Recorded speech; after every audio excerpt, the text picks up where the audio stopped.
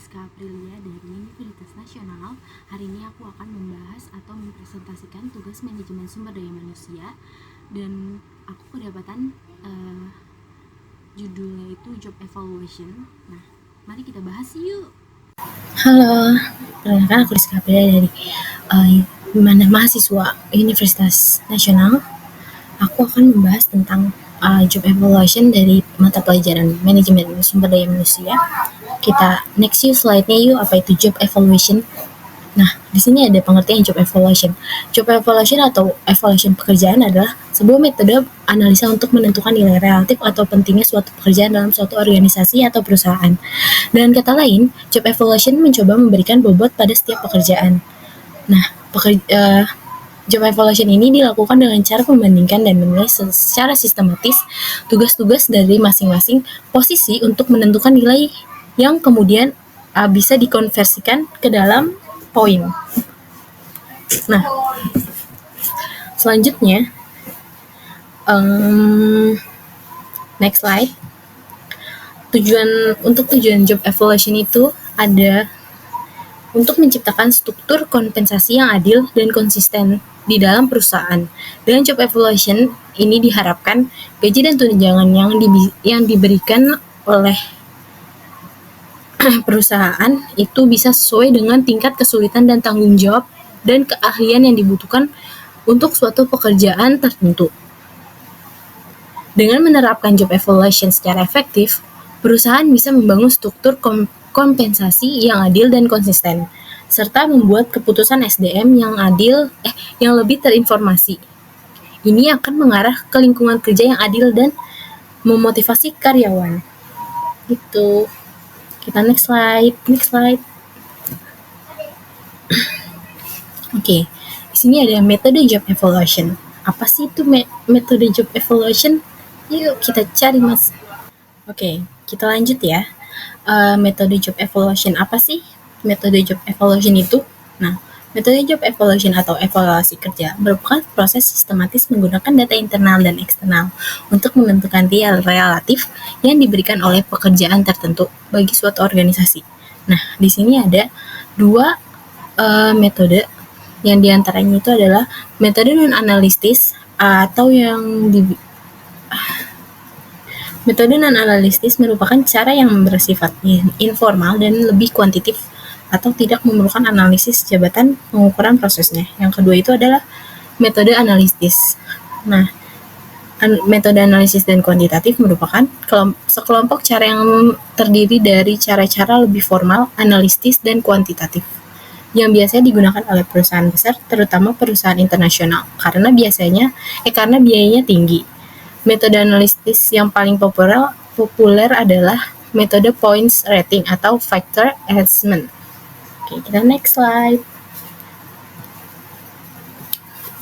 Nah, selanjutnya ada metode force ranking. Metode force ranking ini,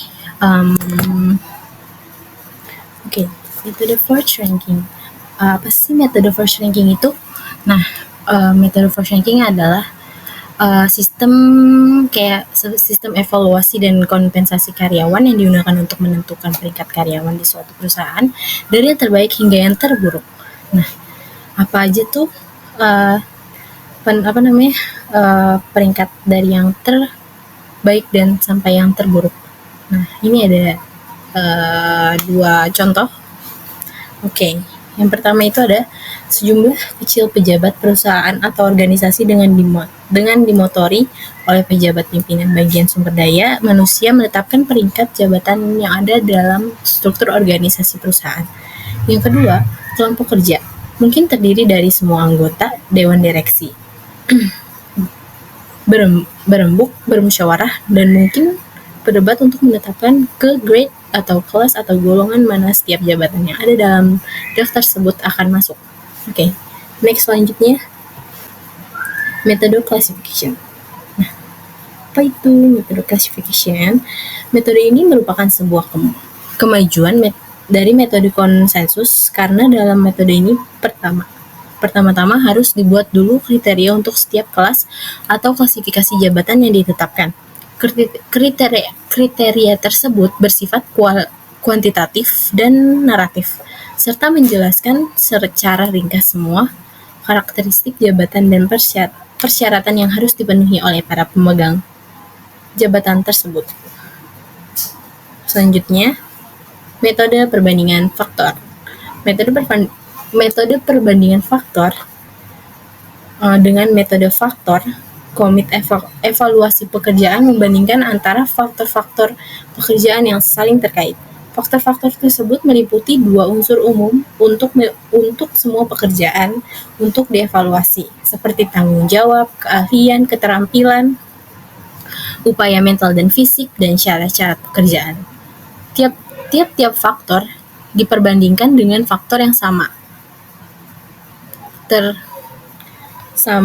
pekerjaan kunci yang lain, kemudian dievaluasi oleh komit.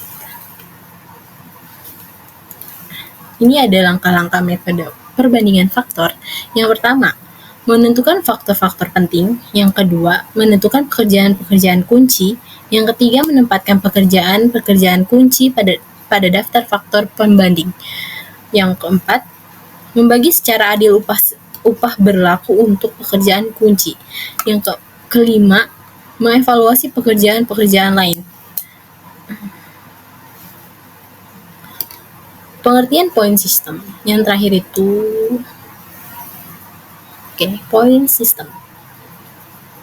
Point system dalam bahasa Indonesia memiliki arti umum sebagai sistem pemberian poin, yang artinya poin diberikan berdasarkan peristiwa atau tindakan tertentu.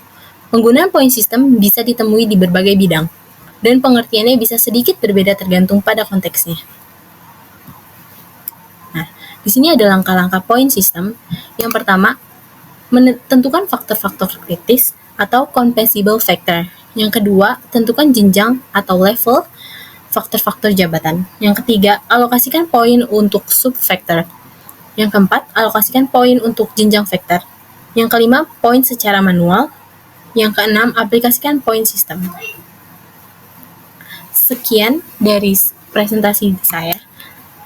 Apabila ada kesalahan penjelasan dari saya mohon maaf.